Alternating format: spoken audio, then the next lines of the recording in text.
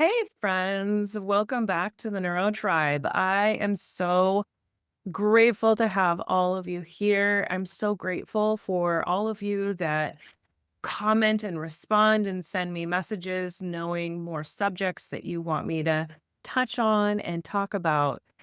Today, we are going to talk about neurodivergent teens. This is a hot topic because there's a lot going on with our ND kids. With our teens, I love to introduce the concept of a micro conversation. Now, what I mean by this is you want to have this conversation.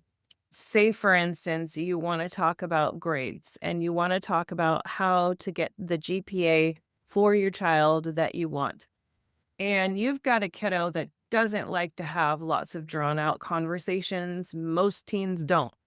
So, having an idea of what you want to cover in the whole conversation, but breaking it up into little micro conversations. And I'm saying micro conversation as in it can be a one liner. It can be 30 seconds of a conversation. It can be less than 5 minutes of a conversation. But the most important thing is talking to our kids in these conversations and getting their feedback. The teens really want to have a sense of autonomy, a sense of feeling heard and seen, and that's why they yell at you all the time that you don't listen to me. So giving them that conversation to pitch in about the subject, pitch in about what you want to have that micro conversation about, and also getting that buy-in with them of what the outcome of the micro conversation would look like. For instance, we could be talking about the grades, and we have one conversation that you mentioned to your teen, hey, did you know that you're going to start off with all A's as you enter into ninth grade this year? So, wouldn't it be amazing to keep all of your grades up and maintain that rather than trying to catch up? Doesn't it sound easier to maintain rather than trying to catch up? End of conversation, you stop talking, they now talk.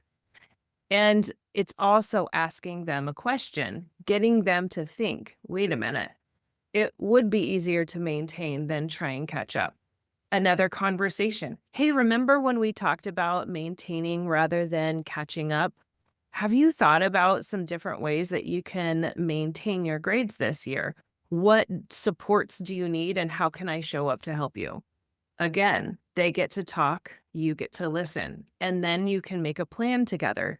These are little tiny micro conversations, but these micro conversations can be very powerful. Another thing that is so nice that I have learned over the years is figuring out how your teen likes to talk. I have some kiddos who aren't really great on talking. They don't really want to talk. So leaving them a note on their pillow of a little card. At one point, I went on Amazon and I bought a whole bunch of cards, and you pull the card open and it has some cool, inspiring quote or something. But then on the inside of the card, you can write a little note to your teen. And I have gone to the point if I had a teen that I knew was having a hard time, I would write a note every single day of "You are amazing because," and I would be very specific about what I thought my teen was amazing for. Other teens where getting a card didn't make any difference, but sending them a text message did. So sending them a gift of "I love you" or "Rise and shine, have a good day." Something like that is it's so simple of something that we can do as a parent, but it is so powerful for our teens. Our teens really want to pull back and have their own autonomy and have their own thoughts and really be an individual. And also, they are needing and wanting and wishing for their parents to love them and care for them and support them in all of the ways. And while they may not show it or ask for it, this is definitely something they still need. We also have teens where maybe they're bigger than you. Maybe they're the same size as you. Maybe they're going through puberty and they don't really smell very good. And they still are wanting and needing to cuddle. However, you can get that, whether it's a movie night or reading a book together or listening to an audiobook together, can be such an amazing experience for them and for you. There are other teens that really they don't want to be touched, but they want to have that interaction. Or maybe you want to have some conversations that are needing to happen and are really important for you to conversate with your kid. Say, for instance, you want to have some sex talks and you've got a teen who is so uncomfortable, they will literally leave the room. They'll hide themselves under a pillow. They'll yell at you to stop. They don't want to talk to you, whatever it is.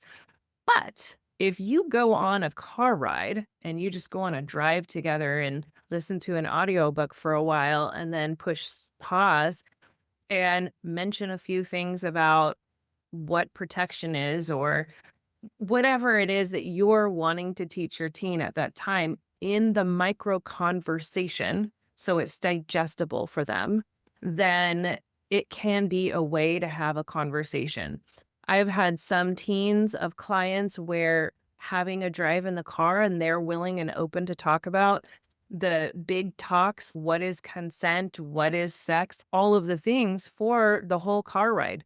I've had other clients that have had teens that it's so uncomfortable for them to have conversations. They're not willing to talk about it for more than 5 minutes at a time.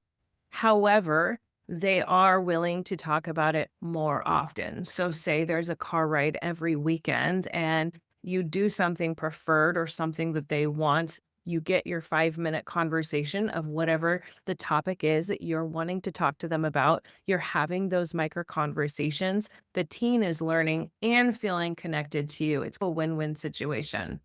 So, those are some different scenarios in which you can have micro conversations with your teen. Thank you so much. I love you all. Take care. Please like, subscribe, and share.